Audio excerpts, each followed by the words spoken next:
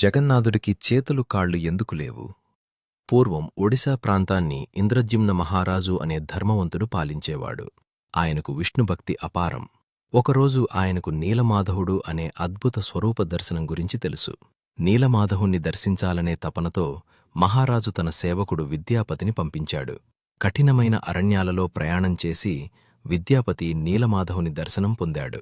ఆ విషయం తెలిసిన ఇంద్రజిమ్నుడు ఆ స్థలానికి వచ్చేసరికి నీలమాధవుడు అంతర్ధానమయ్యాడు.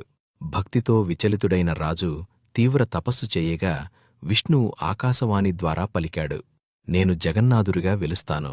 నా విగ్రహాన్ని దారు చెక్కతో చేయించు. కొంతకాలానికి సముద్రతీరానికి ఒక అద్భుత దారు కొట్టుకొచ్చింది, ఆచింది. ఆ సమయంలో విశ్వకర్మ వృద్ధుడి రూపంలో వచ్చి ఒక షరతు పెట్టాడు. నేను విగ్రహాలు తయారుచేస్తాను. పని పూర్తయ్యే వరకు ఎవరూ తలుపు తీయకూడదు, ఒక శబ్దం కూడా చెయ్యకూడదు. మహారాజు అంగీకరించాడు. విగ్రహాల తయారీ ప్రారంభమైంది. రోజులు గడిచాయి. లోపలనుంచి శబ్దం ఆగిపోయింది. భయంతో అనుమానంతో రాజు తలుపు తెరవగానే విశ్వకర్మ అంతర్ధానమయ్యాడు.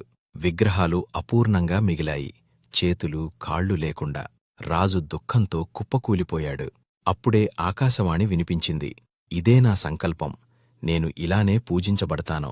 నా భక్తికి రూపమే ముఖ్యం, ఆకారం కాదు. అప్పటినుంచి జగన్నాథుడు, బలభద్రుడు, సుభద్ర ఈ రూపంలోనే పూజింపబడుతున్నారు. కథలోని భావం, జగన్నాథుడు చెప్పింది ఒక్కటే, దేవుడు రూపంలో కాదు, భక్తిలో ఉంటాడు. జై జగన్నాథ్. ఇలాంటివి మరెన్నో అద్భుతమైన భక్తి కథల వీడియోల కోసం మా ఛానల్ని ఇప్పుడే సబ్స్క్రైబ్ చేయండి. ఈ వీడియో మీకు నచ్చితే లైక్ చేయండి, మీ స్నేహితులతో షేర్ చేయడం మర్చిపోకండి.